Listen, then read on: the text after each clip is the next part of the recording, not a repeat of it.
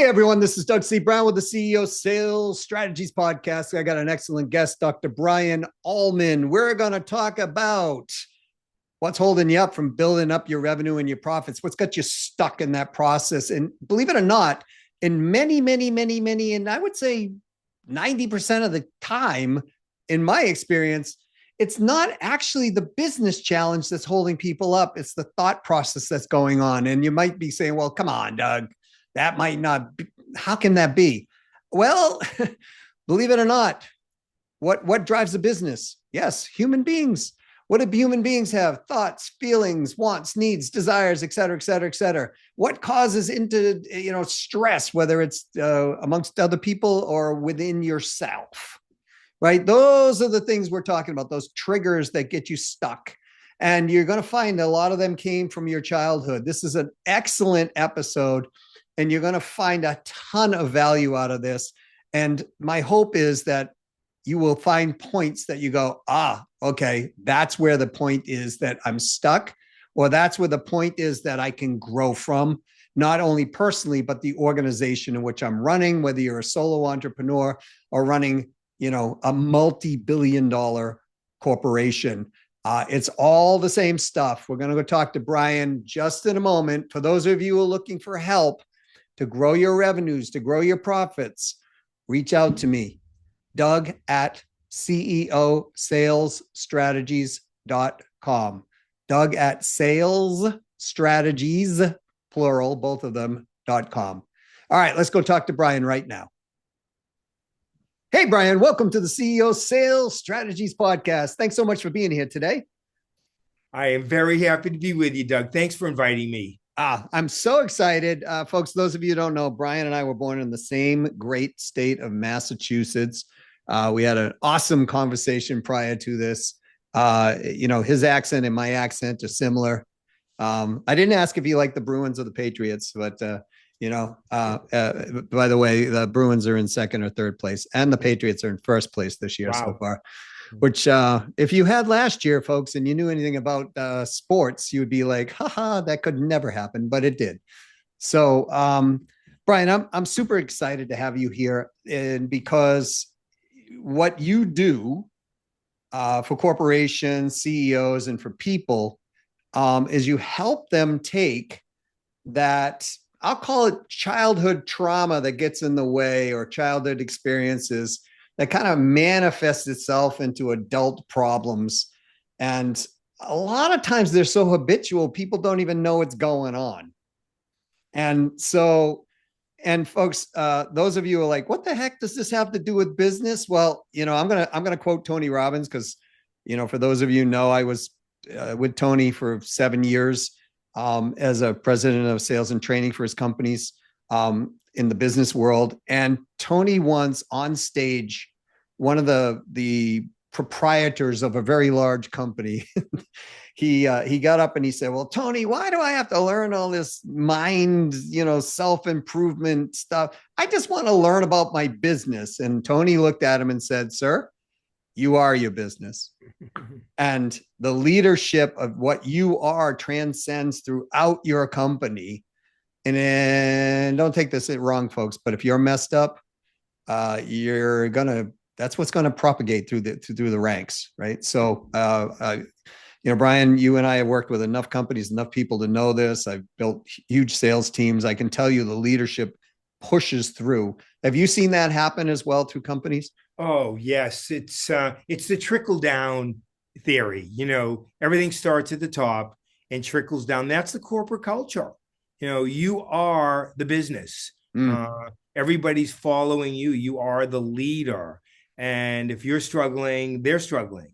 Yeah. If you're, being supportive and encouraging, they're being supportive and encouraging. So the person at the top, that's who brings me in. That's who hires me to work with everybody else. That's where I have to start. I won't start anywhere else. I have to get the person at the top to buy in, Doug, because once they do, I can really make a big difference for their company, their people. But if I come in the mid area or the bottom, it's just, you got to get the top, sort of setting the example and saying, yeah, I'm doing this. This is really helping me. I want you all to do it.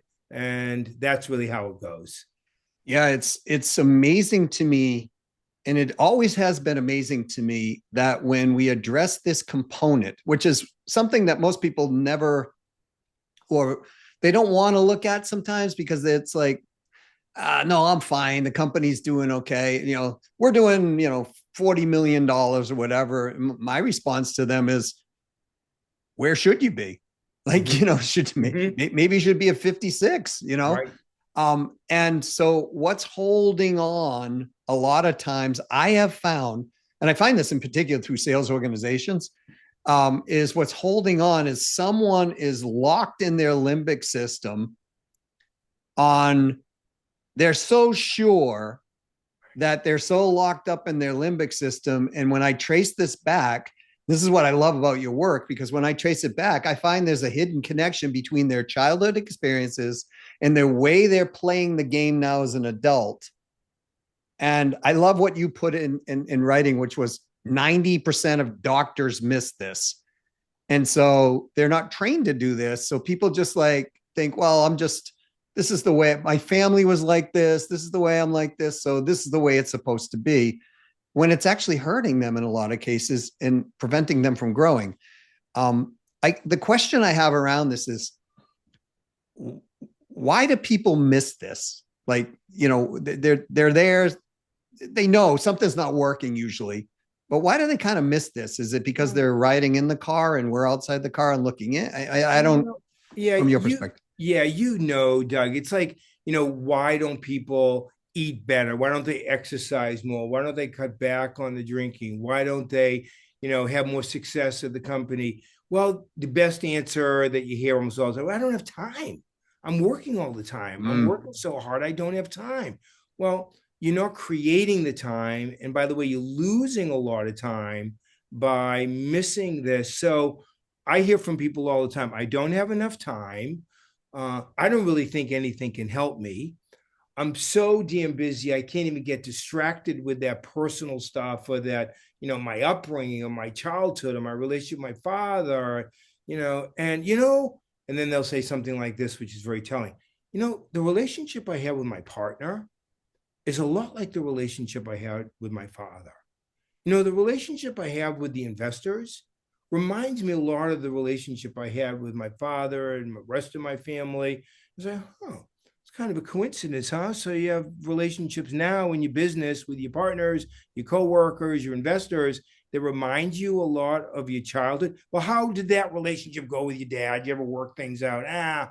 Not really. We got better as we got older, but then he passed, and things really haven't changed much. And now my partner's like my dad, and just kind of repeat the same exact patterns, because they don't resolve the root cause. They don't resolve the emotional issue, the psychological issue, the personal issue, which, by the way, for all you listeners out there of any stress at work, it's a lot easier to resolve these issues than it is to not resolve these issues. Just so you know. Okay. So all of you listening, I don't have time either. And I have that guy, sounds like me. Well, you know what? You're spending a lot more time than you would if you just decided, I'm going to resolve these. You'd get through it at a nice pace, because there are skills, there are tools like sports, like music, like language. There's fundamentals. You can learn them, and you can start applying them and integrating them immediately. So don't worry about that. So I, to give people some context, I worked with a hedge fund company, basically, right? And there were two brothers that owned the company. And one of the brothers, when I first met him, they're like doing really well financially, but not as good as they wanted to. And folks, this is an indicator. If you're at a place where you're like even doing pretty good, but you're like, in your heart of hearts, there's room for growth, but you're kind of stuck. It's like you push the pedal down on the floor, and it's just like the vehicle's just not going as fast as you want it to. That's an indicator. And in this case, when I talked to the one person that I worked with, he said his brother is the reason that the company is not moving forward. Mm-hmm. His brother was selectively sleeping with some clients. His brother is this. His brother is that. His brother does this. And he said, I can't take it anymore. I got to get out of the company. And when we started digging into this and doing exactly what you said, like looking at where are these relationship views coming from, once we got there and we were able to reframe that, then his brother was no longer the issue anymore. The company jumped 45% in a year. And when it started going up like that, and I was talking to him, he said, "You know what? I don't think it was my brother. I think it was my wife. She's gained some weight. She's done this. We're not as close as we were supposed to be. This has kind of drifted apart and da da da da." And we went right back to ground zero with it, Brian. And it turns out that, it wasn't his wife. And then Right. 6 months later, I'm like, "How's the relationship with your wife?" He's like, "I've had more sex in my relationship now than I had when I was a teenager with her." Right. And it's like, the reason I'm bringing this up, folks, is because I want to shock you out of your comfort zone. And what Brian's going to be revealing here actually works. And you're most business problems, Brian, I have found, I'll say 90% of them are really not business problems, they're people issues. Right. So if somebody's like sitting here going, "Okay, crap, this, you got my attention," what's the next step for them to start, like, maybe tracing this or understanding a little bit more that they might be able to do on their own before they work with a guy like yourself? Right. So very simply, because we agreed when we talked before we started and when you first introduced me, that we grew up in a place where there were a lot of trees, and Massachusetts, New Hampshire, probably where everybody, all your listeners are, there's a lot of trees around. And, when you look at those trees, all trees have rings of the tree. Every year, another ring. Drought years look different than rainy years. But so if you're 30, 40, 50, 60, 78, whatever age you are, that's how many rings of the tree you have. In other words, you still have the 1-year-old inside of you, that ring of the tree. So the 5-year-old, that ring of the tree, the 15-year-old, so the baby, the rebellious, the I can do everything, all those rings of the tree, all those ages and stages, you have them in you. And what people think is, well, what I'm going to do with psychology and coaching and mindfulness and all these mind approaches, I'm just going to cut the tree in half. I'm going to dig out the rainy drought years. I'm going to glue the tree back together. Well, you know what? That's not a very good idea. You don't have to be an arborist to know that. That's not going to work. You have to utilize the present ring of the tree, who you are now, to go into all those earlier rings, ages, and stages, the 5-year-old you, the 50th year that certain things happen. So if I asked one question, Doug, to your point, at what age did you first start to feel stressed, overwhelmed, like you could be doing better, struggling with people at work, struggling with investors, at what age, what stage, which ring of the tree? And then I would ask, okay, well, why then? What was happening then? Why not 2 years earlier? Why not 5 years later? What was happening then? And that opens up to, oh God, I never thought of that. You know what was happening then? That's when we had to move, or the business changed, or my parent got sick, or I went through a separation, whatever it is. But people can trace back for those rings of the tree to when their difficulties first started. Now, that's where the healing, the resolving, that's easier than people think, really goes to. And then, of course, it has a ripple effect right to the present ring of the tree. And next thing you know, like you said in your example, Doug, people start performing better, feeling better, doing better. So people might have to do that a few different times, because there might have been a few difficult traumas in their lives or traumas in their businesses. But that's an easy way to get to, oh, yeah, that's the work I need to do. I never did that. I never did that work. I just moved on. It's what guys do. It's what businesses do. That's CEOs. That's what founders do. We just move on. Well, when you move on, those rings of the tree, those drought, rainy, those years that are affecting the way it's growing are still there. Time does not heal all wounds. We all know that by now. And so the inner work is actually quite entertaining and fascinating when you start taking care of yourself like this. I when you were giving that example of the rings of the trees, I wrote it down because I was like, this is cool, right? Because this is like everybody understands the ring of the tree. Right. If you've ever looked at a cut tree, you can see there's a bunch of rings in there, and it's like, well, how old's the tree? Well, they used to count the rings and all this stuff, right? But not all rings are actually perfect. Like they're not cement, right? So you can tell what happened that year by the ring of the tree. You can tell the whole weather, everything. Yeah. So if there was an intense drought, if there was, overwater, whatever, the rings will look different. So the rings within ourselves, because we're just bigger bodied people that, like you said, the 1 year ring, the 5 year ring, whatever, the 17-year ring, whatever, that is still part of us. Yeah. And when you were talking, I was like, I wrote it down because I helped a gentleman in sales, and he was doing $140,000 a year in commissions. And 1 year later, he did $2.1 million in commissions. And all we did, Brian, is work on those, what you call the rings of the tree.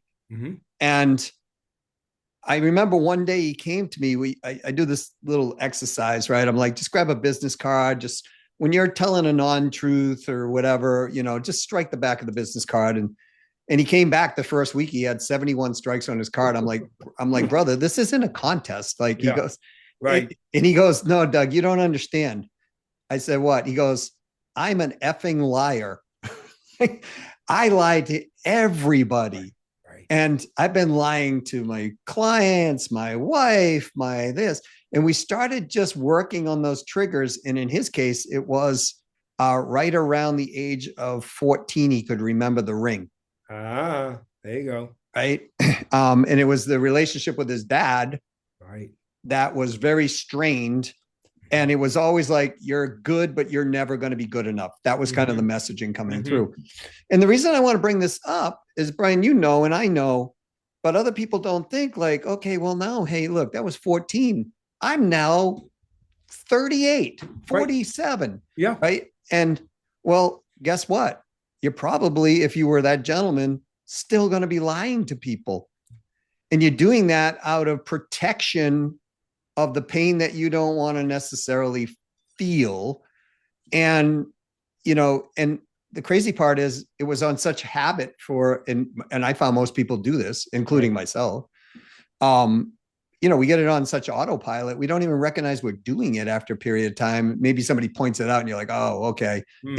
But so how does somebody once they identify that ring or rings, what's the next step? Right. So rewiring, helping, supporting, reassuring, accepting, loving, caring for that 14-year-old boy, that 14-year-old you is essential. So in other words, with the best techniques and the most effective techniques, you learn to trust that 14-year-old you. That 14-year-old learns to trust the present you, and you start cooperating. You start dialoguing, whether you journal, whether you do while you work out, whether you do while you're walking. That subconscious, meaning those rings of the tree, those inner subconscious areas really need what you didn't get at 14 from your dad. They really need what you've always needed, but you can give that to yourself now in these very beautiful, skillful ways so that you can also completely reset and get yourself to the present ring, the present you, who you really aspire to be every day. So there's the subconscious rings of the tree, healing, supporting, loving, reassuring, accepting. And then there's connecting with what you might think of as your unconscious in a new way, because it's the inner doctor, the always present, the present ring, who you are for real. So you are the whole tree. All those rings are still parts of you. Like you said, Doug, we're adults are grown-up sized kids. The small sized kids, medium sized kids, and grown-up sized kids. Yeah. And so the grown-up sized kid in us has to take care of and rewire and support those younger rings, those earlier years, because everybody's been through trauma. And if it isn't your own trauma, it's your parents going through their traumas, or siblings, or people at school, or whatever it is. Everybody's been through difficult times, but it's not the difficult times. It's if they're resolved. It's if they're healed, if we take care of them, because we all go through them. So everyone has rings of the tree that have drought and rainy years.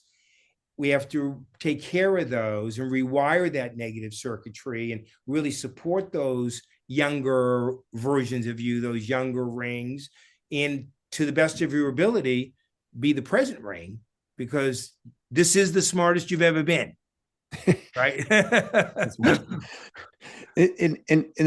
I want to ask you, Brian, because it's not always like negative trauma either. It's not like, you got something just awful happened, like a plane crash or something. No. And, it can also be, and correct me if I'm incorrect, but I've witnessed it with people who had really good upbringings, very happy childhoods, everything. But one person comes to my mind. She's absolutely stunning. She's like a model. She's just naturally beautiful.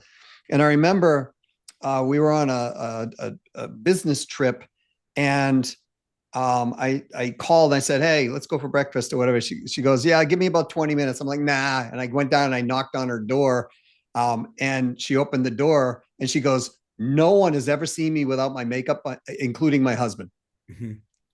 And I'm like looking at her like, "You don't need makeup. Like you're like, when you walk through the restaurant, people's heads turn. I mean, you look literally like a supermodel." And come to find, it wasn't like she was like, put down or anything in a big negative way. But the mother used to do things like, "Oh, honey, your hair looks good, but it should look like this." Or your makeup shade is good, but it looks like this. You're standing tall, but move your shoulders. And it was constant like correction. Criticism. Yeah, correction. And it's so interesting you use that as an example, Doug, because 95%, I'm probably underestimating it, CEOs, founders, successful people have an inner perfectionist, an inner critic, an inner judge, a part of them that's never satisfied, thinks they're never good enough, whether you're the most gorgeous woman in the world or the richest guy in the world. Your inner critic, inner judge, usually trained by one parent, could be anybody, could be a coach, could be both parents. And that inner critic, inner judge, like she had, that inner perfectionist, people like the rings of the tree, they try to cut the tree in half, dig out that critical, judgmental, perfectionist ring and glue the tree back together. Well, I tell people all the time, and certainly CEOs and founders and C-suite people, that inner critic, inner judge has a lifetime membership. You could not get rid of it with lobotomy. So if you have a lobotomy schedule, please cancel it, because it's not going to work. Okay. That's a part of you that can be helpful sometimes to get you to do a better job. Okay. 95% of the time, it's not so helpful, and it's just an intrusion. Well, like your younger selves, like your earlier rings of the tree, you're going to learn some skills. You're going to learn, and I'm going to give some of them away for free to your listeners, that you're going to learn how to rewire. You're going to learn how to take care of those rings. You're going to learn how to deal with all of those younger yous and that inner perfectionist and that inner judge, inner critic, because they all have lifetime memberships. So you have to learn how to deal with and take care of and collaborate with all of them, from the perfectionist in you to the scared or angry or whatever the other rings of the tree represent. You're going to learn how to collaborate and support them, because you're not getting rid of them, no matter how much therapy, coaching, counseling, workshops, books. I've written 16 books. I know all about what books can do. Okay. You're going to get it from inside yourself. And all you need to learn are the skills. And next thing you know, it's like, wow, you're actually self-parenting. You're actually being self-loving. Well, that's kind of soft, isn't it? No, it's actually a beautiful thing. And stress levels drop. Right. right? So we're not pumping cortisol and, No. creating glutamate in our brains and all this other stuff that's nasty, by the way, folks. Adrenaline can help, but overabundance, Right. your your adrenal glands are not going to be maxed out. Like, like that gal I was talking about. Yeah. If she didn't like look 100% proper and she wanted to go on Right. stage, she would be stressed. Exactly. And so, when you're stressed as a leader, you're going to stress your people out Right. because you are even going to be more snappy than than at times than you should have been, or your decision making capacity is hampered or altered. Brian, I remember Oprah Winfrey saying this one time. Well, she said it several times, but I remember hearing it one time. And she said when she does an interview, and Barbara Walters used to say the same thing when they did interviews. Now they're interviewing presidents of companies and countries and you name it, Right. the who's Yeah. who of who's who in the media. And they said the majority of the time people come off their interview and then they look at Oprah, she said, and they ask this one question: how'd I do? and she's like, you're Yeah. the president of Right. this country, Right. like, and Yeah. and so the reason I wanted to tell that was, Everybody, Doug. Yeah. thank you. That's exactly. Everybody has that inner critic, inner judge, perfectionist. Exactly what you're saying. It's 100% true. And everybody has the ability to resolve it. People get to me sometimes because their businesses are not doing as well, or they're trying to get them to do better, but also sometimes because of medical problems, because all the things that you just brought up are highly correlated with cardiovascular disease, cancer, autoimmune illnesses, addictions. You think of every medical problem there is, and they're all highly correlated with these stress levels, with that inner critic, with these unresolved emotions that people are still carrying around, the rings of the tree. That's really what causes, 4 out of 5 visits to the medical doctor is stress related. So, and stress is basically unresolved emotional stuff that people could be doing much better with if they were getting the kinds of opportunities to get the training and learn the skills that we give and that I'm going to be giving to the people that are part of your community. I appreciate that. So, I want to go to some tactical stuff like you're talking about, Yeah. but I do want to address one thing first. Like, I can hear people and hey, look, I train sales, right? So head off objections before they come. As you said earlier, Brian, I don't have the time for this. I don't have, right. Right. It's like, we're not talking you've got to spend 6 hours a day meditating in a coma state, right? You're talking about simple moments, right? Moments. 5 minutes or less. If needed, and you can do it while you are walking, driving, working out, laying in bed before you get up. So you don't even have to add anything extra to your life. You can integrate it with what you're already doing and find, oh, wow, that makes it extra easy because I didn't really have time to do anything else. Well, you didn't need to make time. You can do it when you sit down for your meal. You can do it when you're walking from your place to your car. You can do it when you're walking into the office. You can do this in moments. Yes, it's much easier than you think. Although your inner critic, inner judge will say, well, nothing important is easy. So if it's easy, it can't be good. It can't work. Well, okay. So thank you, inner judge. I really appreciate your input on that one. And watch this. You can always invite that inner critic, inner judge back Oh. in, that inner saboteur if you want to do that, right? But absolutely.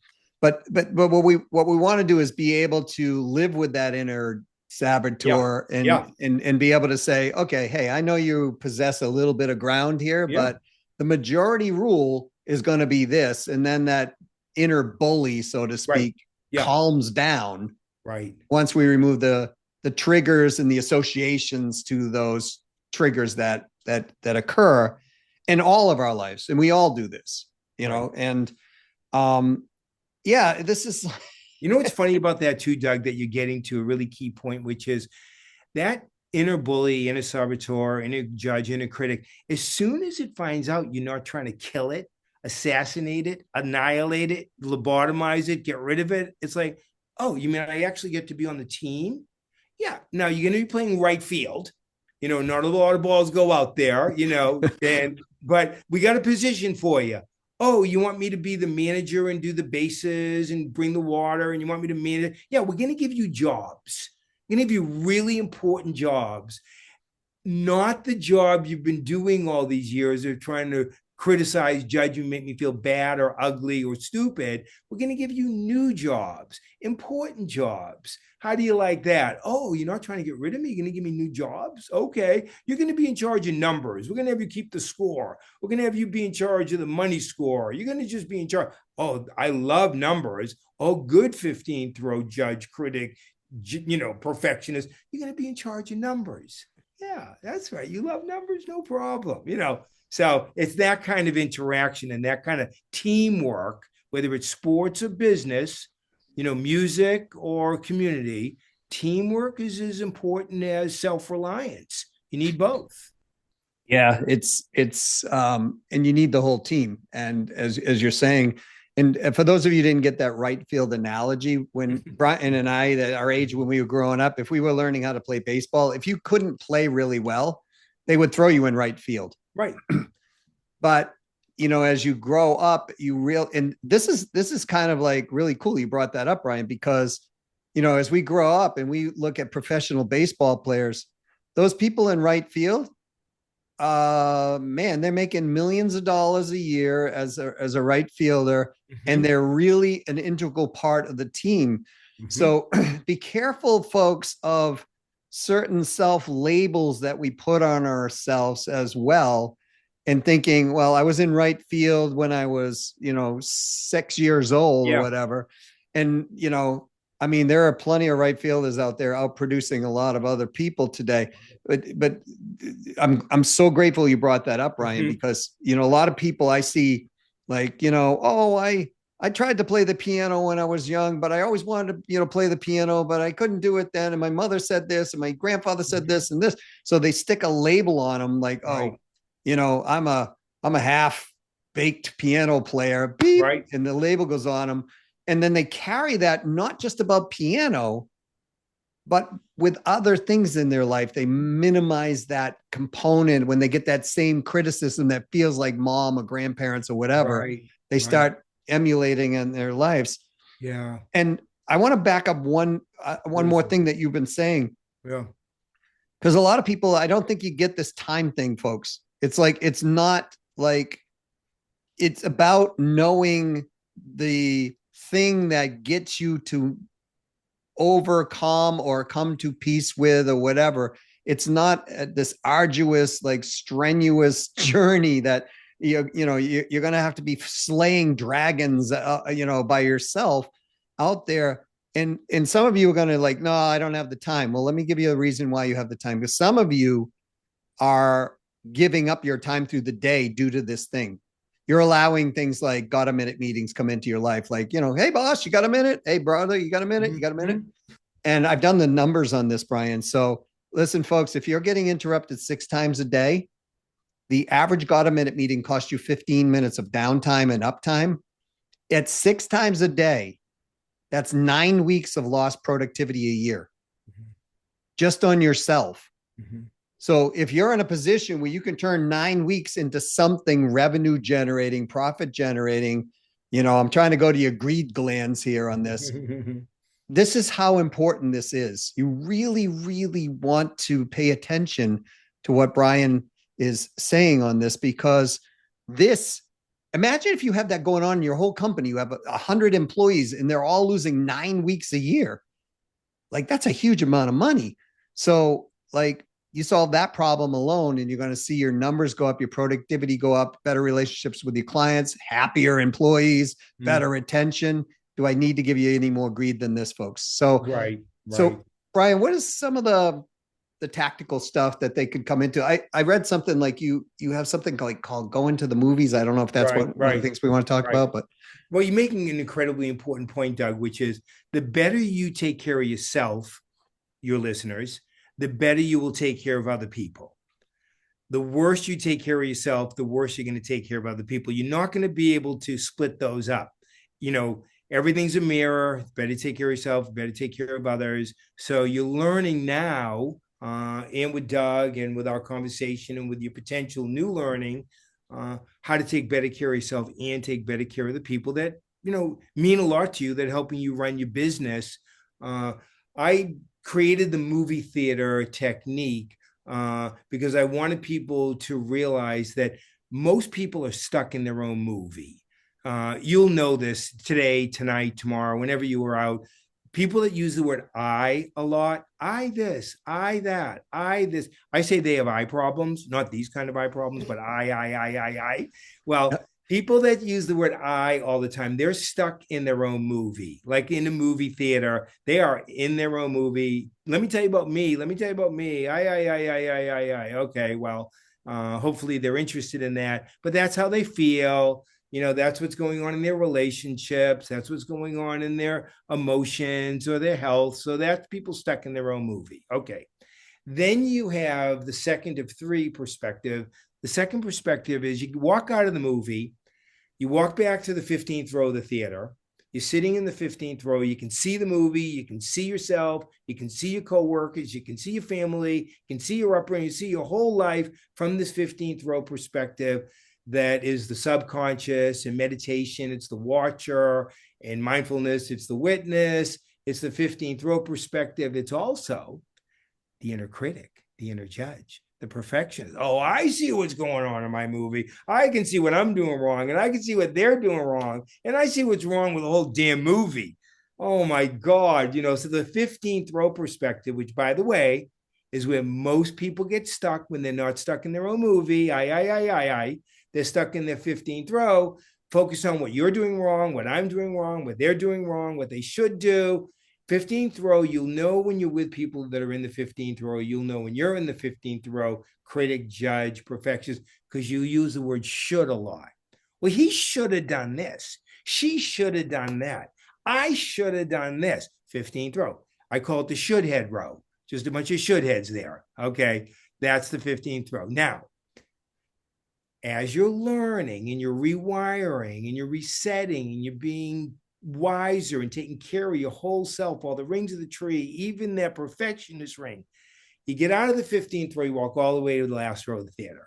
Sit in the very back row. Now, from this seat, you can see the 15th row critic perfectionist still talking.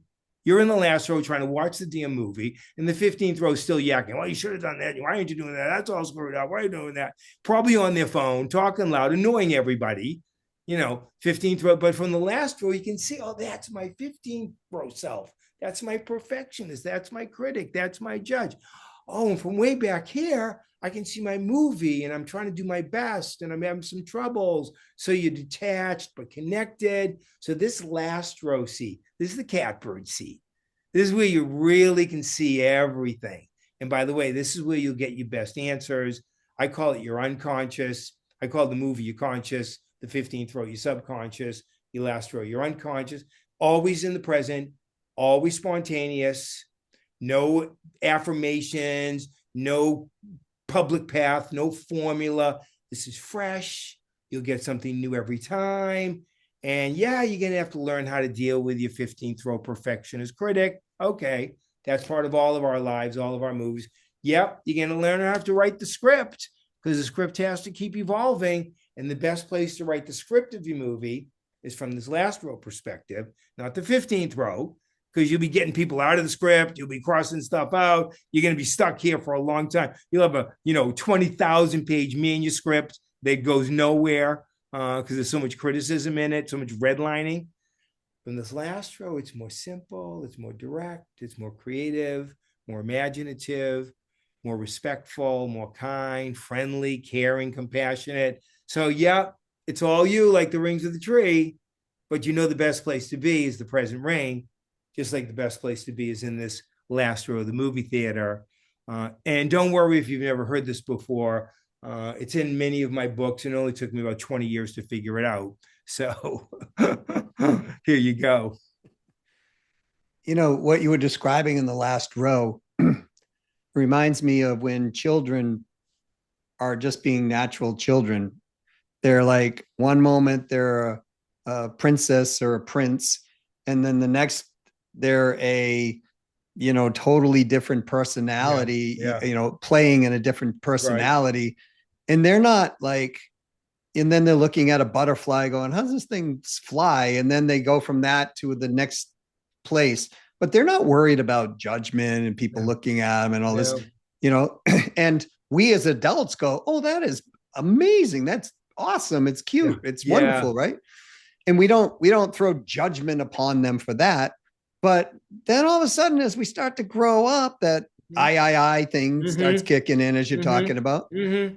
And all of this stuff that we kind of labeled ourselves with or took on responsibility for, which we didn't want in the first place, that's where we end up in the 15th row, I think. Right.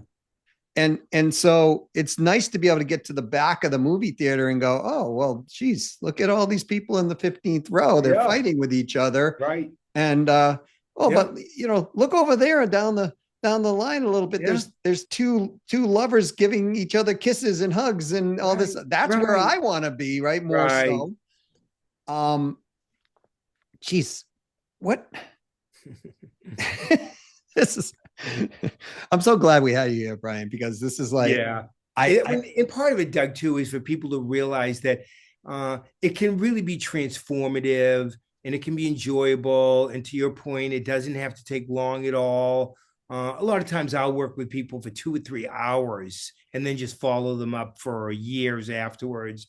I might work with somebody for 8 hours and follow them up, but it's not a lot. It's not years of, laying on the couch, and it's not, thousands of hours of therapy. Those can be helpful. I understand that.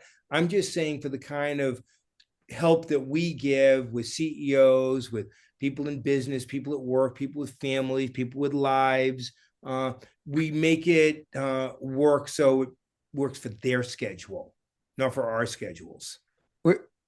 what I'm hearing is, you know, especially if somebody's in the you know, Yeah. mode, right? Most people don't want to hang around with people who are always like, let me, you know, they're always one upping, like, hey, I went to Right. London Yeah. on a Yeah. vacation, and they go, well, let me tell you when I went Uh-huh. to London, Yeah. right? You know, Right. that type of thing. Um, and in the 15th row, Yeah. people are usually undercutting people, doing things Mm-hmm. that's against their, you know, like they look Right. back later on in life and they go, well, I didn't have to do that. I didn't have to do this, you know. Yeah. But in the Yep. moment, they're kind of doing that. Yeah. And then when they're in the back of the row, they're looking at this and going, that wasn't so pretty, but this is where I want to be, so to Right. speak. Right. Um, and it reminds me of the old statement, like, pain is inevitable. We're always going to experience some pain, but suffering is by choice if we do it long term. Mm-hmm. But so many people stay in that suffering place and it Right. alters who they want to be. They don't know how. I Yeah. see people all the time that are really smart business people, CEOs, people in business that are really smart, and they don't know what we're talking about. They don't have this like sense of, oh, I've been stuck in the 15th row for most of my life. Right. I've been stuck in my emotion, my movie, my fear for most of my life too. I didn't even know I had a last row perspective. Maybe once in a blue moon, when I was playing a sport or when I was with friends laughing, once in a blue moon, I get to that perspective. But I didn't know I could actually develop it and create it and be there most of the time, you know, 2, 3 hours later. This like changed my whole business approach, changed my relationship with everybody, changed my happiness. I'm so much happier now than I was, 3 weeks ago, 3 hours ago.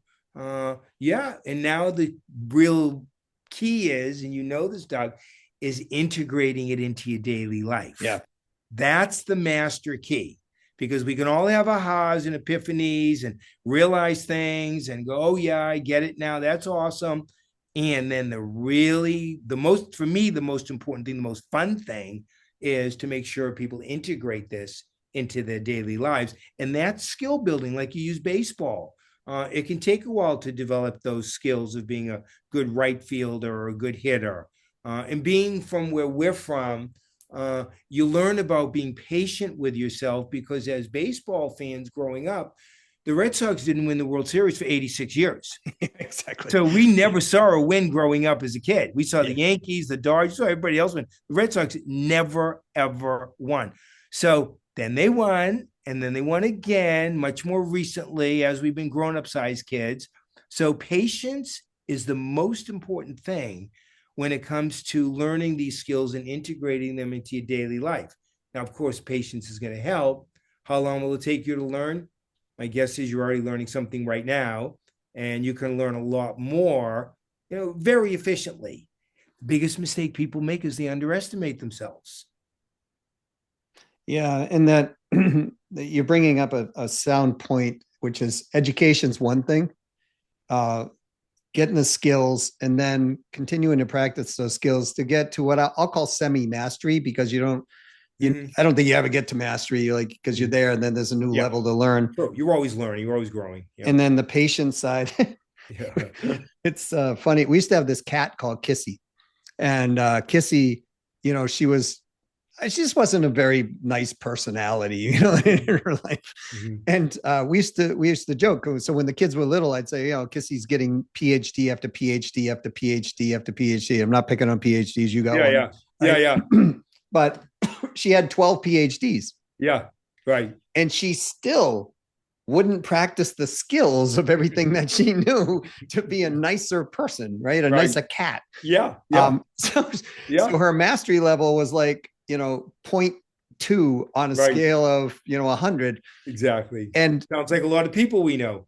Exactly. Yeah. And that's why I'm bringing it up. Yeah. Right.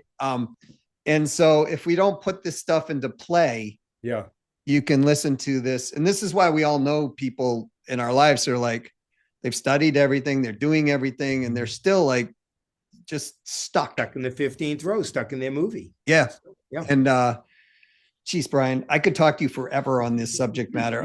We will. We'll connect again for sure, Doug. I would love to. And yeah, me too. Thank you for being here. How do people get a hold of you or learn more about what you do and what your company does? Okay. Well, everybody can go to True Sage. As I said, it's the word true, TRUESAGE, because the analogy is you are your own true sage, and all the techniques, all the books, all the courses, all the training are going to be help you find your own best answers inside. So you are your own true sage. So truesage.com.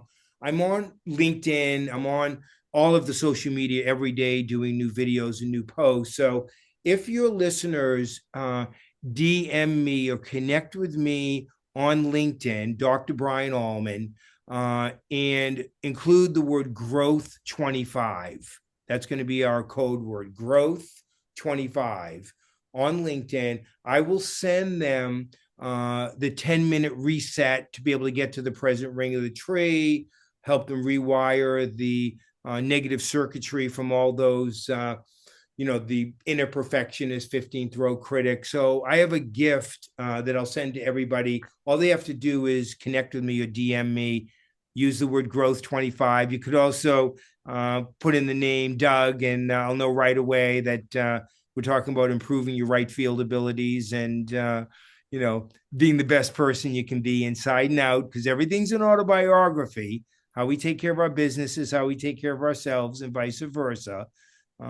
So I want people to make progress, and I want to be generous, as I know you are, Doug. So I want to give away that 10-minute sort of deep dive into doing a whole reset, that you'll be able to take that 10-minute experience and do it in 10 seconds. I'm gonna show you how to do that. Well, I really appreciate you doing that, Brian. I wasn't expecting that, so thank you. My pleasure, Doug. And folks, that's Dr. Brian Alman, ALMAN. Correct. And Brian is BRIAN. Correct. And DR. Is it doctor or DR? It is Dr. DR. It's in on LinkedIn and Facebook and Instagram. People can friend me everywhere. It's DR, Dr. Brian Alman. Okay. and sometimes it's Dr. Alman, but you'll find me. You can always Google me. All the books are on Amazon, but find me and remind us of this connection with Doug, and I will share with you for free. My pleasure. Awesome. Well, Brian, thanks so much for being on the CEO Sales Strategies podcast, bringing this subject matter. Folks, many of you are long-term listeners. We thank you.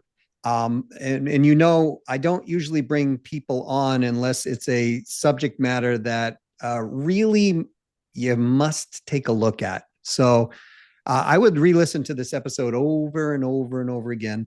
And it'll sink in a little deeper, a little deeper, a little deeper. Remember, if you get 1% better every day, you're in 70 days, you're twice as good. Thank you, Alan Weiss, for saying that to me one day.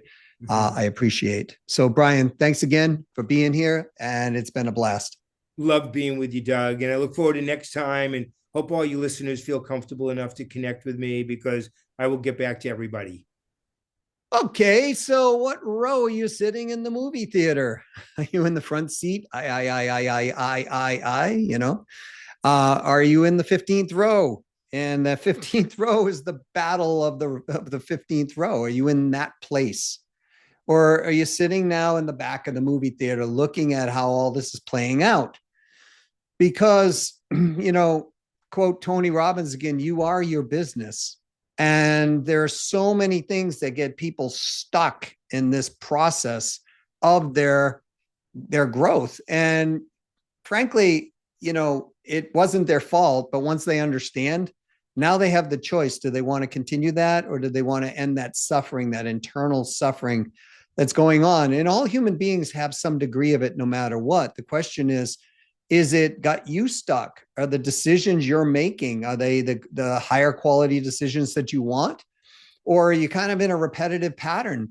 And, you know, it's time to grow, so to speak. It's time to get you placed there. Do you have people in your organization that are doing the same thing?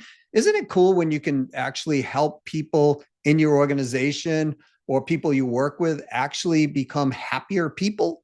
What happens when that happens? Your organization grows, innovation grows. There's all kinds of stuff that come out of this. And certainly it's high potential for revenue and profit growth. All right. So again, don't take this education, not put it into play, and build some skills upon there and use those skills to move yourself to the semi-mastery level. And again, it's not a lot of time. Take 5 minutes a day. That's it, right? It's not a lot of time. If you invest that and you keep compounding your skills, if you get 1% better a day over a year's period of time, you're 36 to 37x better than you were when you started out. Speaking of being better than where you were when you started out, if you're in this place where you're like, you know, I want my business to grow, you know, I'm a multi-billion-dollar corporation, I'm a solo entrepreneur, you know, the process is a little bit different, but usually the problems are also a little bit different, and the challenges are a little bit different, but they're not too dissimilar, to believe it or not. I've worked with literally tens of thousands of entrepreneurs, and I can tell you that we all get stuck at some level. It just depends on what level you're at, right? Or if you're not stuck and you know in your heart of hearts that you know you can grow, you're just not sure what to do, or you are sure, but you're not sure how to implement it. And you need that outside set of eyes and brain power that's been there and done it. Reach out to me at doug@ceosalesstrategies.com. That is plural on sales strategies. So doug@ceosalesstrategies.com. Let me know what's going on. Let's have a conversation and see what we can work out. All right. Until next time, this is Doug C. Brown saying, go sell something today. Make it win, win, win. In other words, you win, they win, and someone else wins, making everybody's day happier. Do not discount if you do not have to do that. And in most cases, you don't. Remember, when you discount, you've got to make up for that discount. And that's not just usually a 1-for-1 sale. It might be 7 or 10 sales to make up for the discount, depending on what you discounted down. You're working way harder and you're not conveying the value perception of your buyer if you're finding you need to discount to sell. All right. Go out and be brilliant like you are, and to your success.